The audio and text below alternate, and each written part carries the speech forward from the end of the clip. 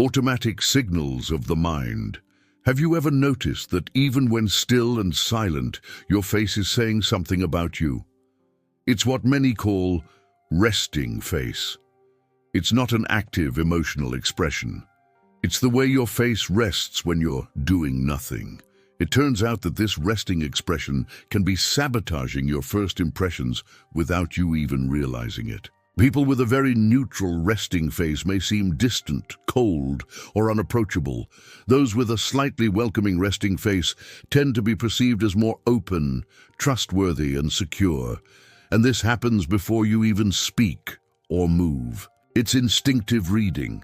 The limbic system, especially the amygdala, makes a lightning-fast judgment of threat or welcome in milliseconds, long before conscious reasoning kicks in. When your face rests in tense lines, eyebrows slightly furrowed, or lips pressed together, the other person's brain interprets it as vigilance or closure. When the resting face softens, it signals presence and availability. The difficulty is that almost no one is aware of their resting face. In the mirror, you adjust your posture, pose, or smile.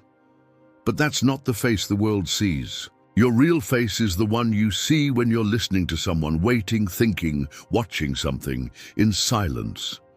That's where the strongest social impact lies. In professional settings, this is significant. A person can be extremely welcoming in intention, but convey coldness without realizing it. In videos, live streams, and online meetings, this is amplified because the camera captures small details, such as micro-tensions on the forehead or the corners of the mouth. If the resting face appears disconnected, the audience feels less secure and less inclined to stay. If it appears available, engagement increases without verbal effort. A clear way to perceive this is through simple visual contrasts. Wrong.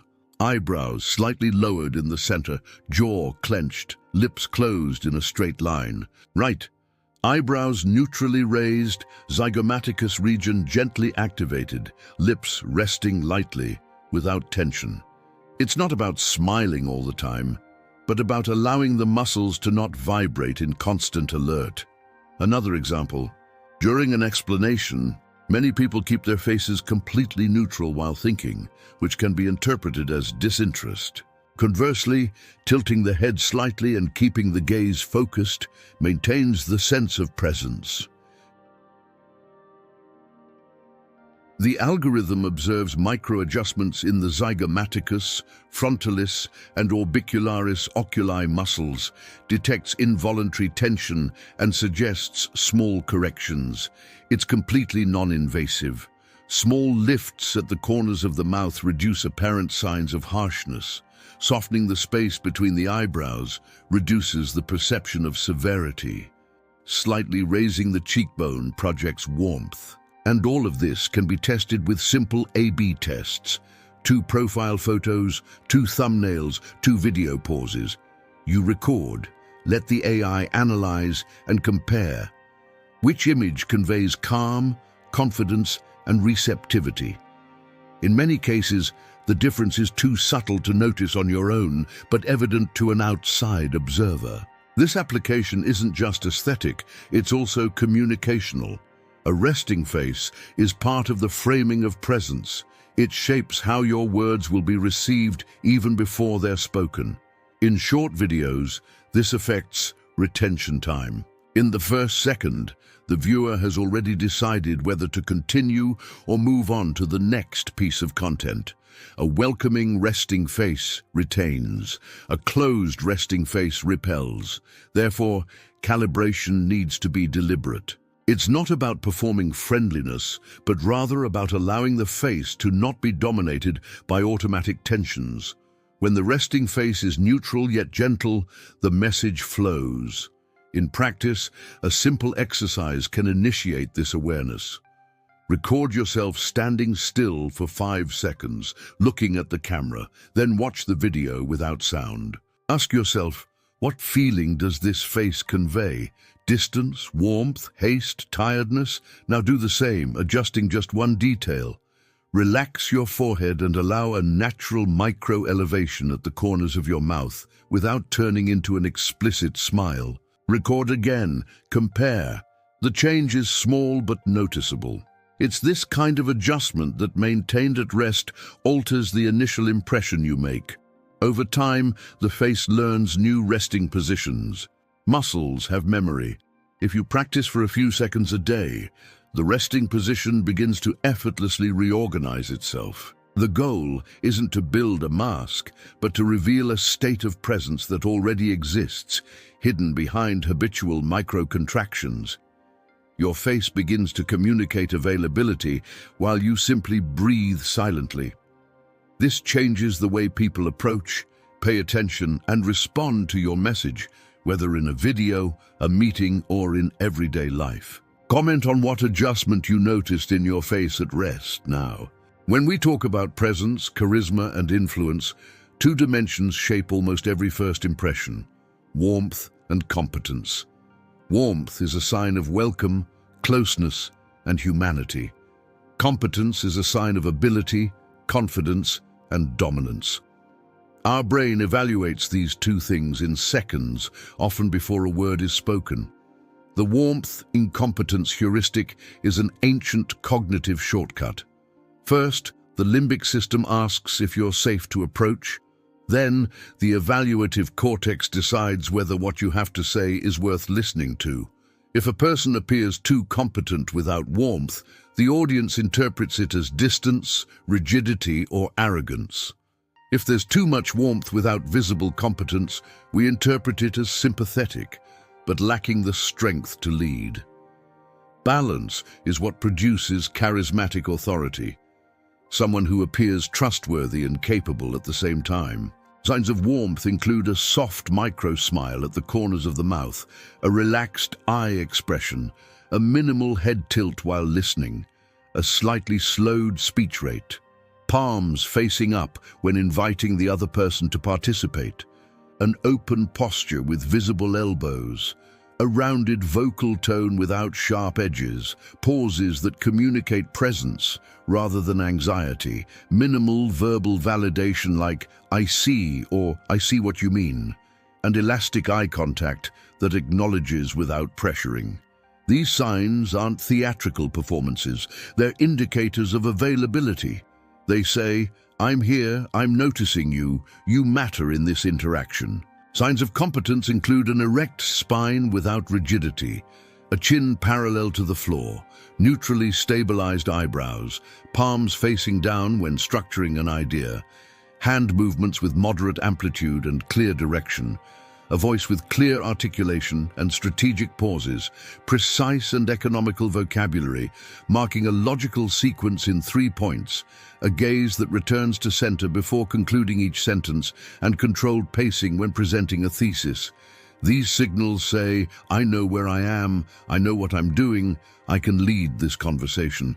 Competence visually is not rigidity, it is clarity. A common mistake is to use competence signals when the situation calls for warmth, and warmth signals when the situation calls for competence.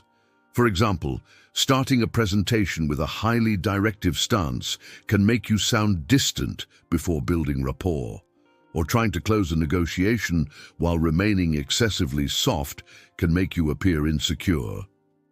The context determines which axis to prioritize. In environments involving collaboration, trust-building, listening, and onboarding, warmth sustains rapport. In results presentations, decision-making, project management, and standard setting, competence stabilizes authority. The balance isn't 50-50, it's a matter of fine-tuning the situation. Today, multimodal classification systems can analyze these two dimensions together. Cameras capture micro-expressions, posture, and gestural range. Audio captures rhythm, intonation, and vocal stability. Text identifies precision, organization, and intent. Training tools for sales, customer service, corporate presentations, and leadership already use this mapping to calibrate messages. AI recognizes when posture has tilted too far toward warmth and reduced credibility. or when the competence axis has risen too high and cut rapport. It suggests minimal adjustments, raising the zygomaticus 1 degree, slowing speech by 5%, reducing the amplitude of off-frame gestures, stabilizing the gaze at the end of sentences, and restructuring a response into 3 points to increase cognitive readability. The difference perceived by the public is immediate because the human brain is trained to read these signals automatically. When it sees warmth without competence, it interprets affection without direction. When it sees competence without warmth, it interprets direction without care. When it sees warmth and competence integrated, it interprets trustworthy leadership. And this isn't about personality, but about visible signaling. Naturally, intense people can learn gentle listening. Naturally welcoming people can learn firmness in structure. It's not about changing who you are, it's about making the intention that already exists legible. To begin, record 20 seconds of yourself saying your name and what you do. Then observe. Does your face rest in welcome or tension? Does your speech rhythm rush or breathe? Are your gestures illustrative or defensive? Do you convey direction or just presence? Now record again, intentionally choosing one axis to prioritize. If you want to practice warmth, soften your gaze and let your voice rest. If you want to practice competence, organize your sentence into 3 steps and end with a pause. Compare. Small adjustments reorganize the entire external perception without requiring dramatic effort. Comment on which adjustment you will train today. The voice is the invisible vehicle that decides how your message is conveyed before the content is even understood. It's common for someone to say they want to speak better, but the point isn't just what's said, but how the sound of speech organizes the listener's attention and confidence. Prosody, which involves rhythm, tone, intensity, and pauses, acts as a social signal. A fast pace communicates haste, anxiety, or a need for approval. A slow pace can suggest hesitation or a lack of energy. The key is to calibrate the pace to convey a sense of presence and direction simultaneously. When speech flows with small strategic pauses, the listener's brain gains space to process, and this sense of clarity is interpreted as authority. Tone also matters because we modulate status through the way we project our voice. An overly high-pitched voice tends to be perceived as strained. A voice that's too deep can sound stiff without variation. What builds credibility is the ability to vary tone throughout a sentence, signaling relevance and intention. When the tone remains level and flat, speech loses texture and retention. When there's smooth variation, the listener remains engaged without realizing it. This natural pitch modulation isn't theatrical. It's a consequence of breathing steadily and using resonance in the chest and face mask rather than pushing sound through the throat. Pauses are as important as words. A short pause after a key idea increases the weight of that information. Very long pauses, on the other hand, can feel like forgetfulness when there is a lack of clarity. The point is that a pause is not empty silence. It is silence that holds the gaze. Those who master pauses command attention. The listener understands that those who can breathe calmly while speaking are in command of the situation. Therefore, speech without pauses seems to beg validation. Speech with guided pauses seems to offer clarity. In practice, few are aware of how they sound. We're accustomed to hearing ourselves from inside our skulls, which isn't the sound the world hears. Only when we record ourselves do we perceive haste, monotony, or stiffness. Today, prosody analysis tools can detect variations in pitch, jitter, syllable rate per second, average time between pauses, and volume stability. They show whether speech is punctuated by tension, if breathing is shallow, if the ends of sentences are thrown down as a sign of insecurity, or if words are choppy without emotional legibility. AI-powered speech assistants already suggest where to insert pauses to reinforce ideas, where to slow down to increase clarity, and where to raise the tone slightly to mark transitions in reasoning. A simple technique is to read a passage 3 times, first at a natural pace, then slowing it down by 15%, and finally adding micro pauses at the end of each complete sentence. Most of the time, the third reading sounds more confident, more organized, and more pleasing to the ear. Not because dramatic effort was involved, but because the listener's brain can follow the flow effortlessly. When the listener feels less effort, they interpret it as coherence, and coherence is perceived as competence. Speech synthesis also allows for a clear before and after. You record your speech as you always have, let the AI analyze it, and then it returns the same sentence with rhythm and tone adjustments as an auditory reference. This immediate contrast helps internally calibrate the sense of where to breathe, where to highlight key words, where to soften the ends of sentences. With gentle repetition, the body begins to incorporate the pattern without needing to think about it constantly. The voice ceases to be just the emission of words and becomes a presence. The benefits, especially in short videos and presentations, are clear. A voice that breathes holds attention. A voice that rushes loses the audience in the first second.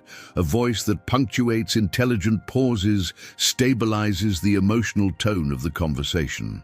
And all of this influences decisions, an accepted proposal, a negotiation that moves forward, a meeting that approves, often results not only from the content of the argument, but from the sense of clarity and confidence conveyed by the vocal cadence. To begin, record yourself saying something simple for 20 seconds, your name and what you're doing.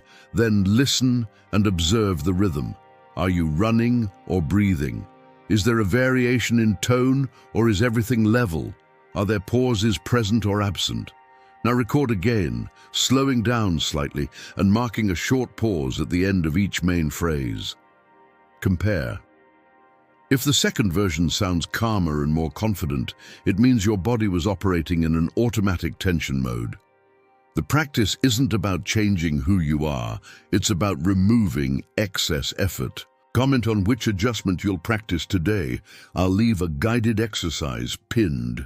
The way you position yourself in space says something before any word does. Distance, angle, and proximity shape the sense of access, openness, and authority. In a physical room or a video conference, the other person's brain is always calculating whether you're too close, too far, or simply placed in a way that feels safe.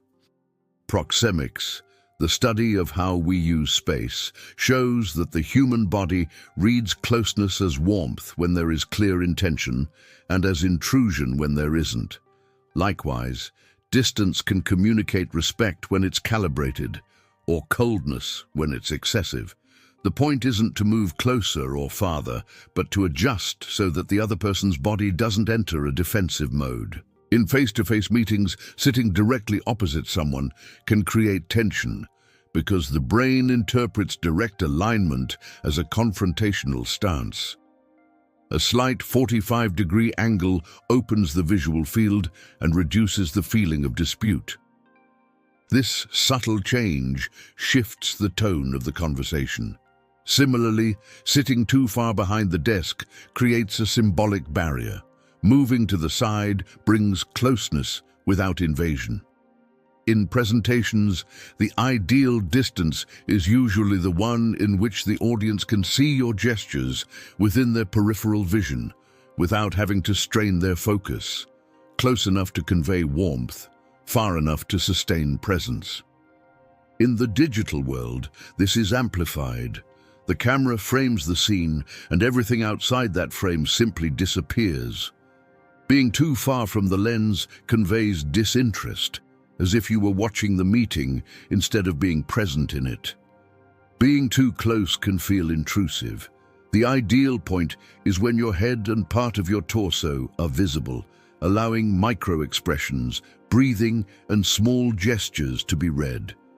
This is called the connection zone. Eyes aligned with the lens, at about an arm's length plus a little more, without angles that tilt the chin too far up or down. When the camera is higher, you seem submissive. When it's lower, overly dominant. Balance communicates equality and clarity. Proximity is also conveyed through body inclination. Leaning just a few millimeters forward during active listening signals attention. Leaning back while the other person speaks can seem like disinterest or cold evaluation. This micro-adjustment changes the mood of the conversation without a single word being said. The body perceives and reacts. The other person feels whether they can keep expanding their idea or if they should withdraw. In leadership situations, an upright posture without stiffness, with a slight forward lean only in moments of empathy, helps stabilize the dynamic. I hear you, but I remain in a position of direction. Today, smart rooms already use computer vision to calibrate this. Cameras analyze where people sit, where attention is focused, and how gaze circulates around the room. Heat maps show which points of the environment attract or disperse focus. In video conferences, automatic framing systems balance digital eye contact and camera distance, adjusting zoom to maintain presence. Some software even suggests when to move slightly toward the center, when to lift your chin a degree, or when to reposition your chair to reinforce the feeling of presence in dialogue. It's not about aesthetics, it's about cognitive accessibility. When presence is legible, conversation flows.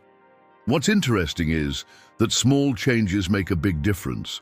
One step to the side can turn a confrontational exchange into a cooperative one. Turning your body slightly while speaking allows the other person to breathe with you. Lifting the camera to eye level signals equality. All of this happens quickly, without conscious reasoning. The social brain is always decoding. To experience this, record yourself in a simulated meeting. First, position yourself far from the camera, with your face small in the frame.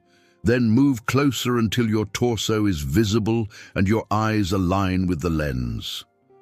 Compare the feeling of presence. Now do the same by adjusting your head angle.